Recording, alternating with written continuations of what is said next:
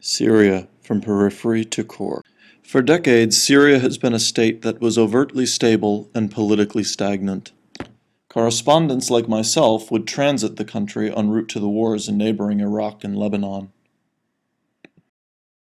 Fascinating as it appeared, for journalists primarily interested in covering conflict, quiescent Syria was less a place to be reported on than passed through.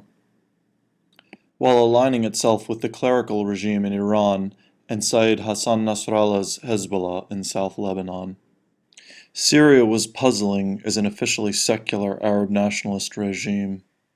The stability insulating Syria that we as journalists had become accustomed to was simply an illusion, a vestige of the post-colonial Middle East order whose time had now come and gone.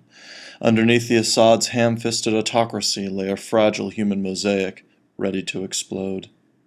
In the months after the Syrian revolution erupted in March 2011, meandering debates questioned whether the nation was in fact in a state of civil war.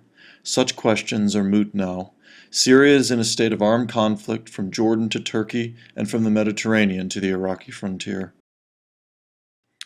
The members of the Free Syrian Army I encountered in the cold hills of Idlib, hunkered down along the Turkish border, told me that they had begun as peaceful protesters and that it was the regime's brutal response to their efforts that led them to eventually take up arms.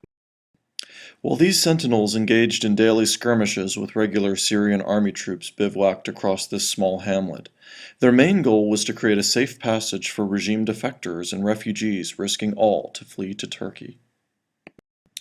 The key points the fighters stressed to me were that their strategy was a de facto war of attrition, and that the eventual downfall of the Assad regime lay not in the collapse of Damascus, but in the then coming militarization of the conflict in urban Aleppo, the country's population and commercial capital.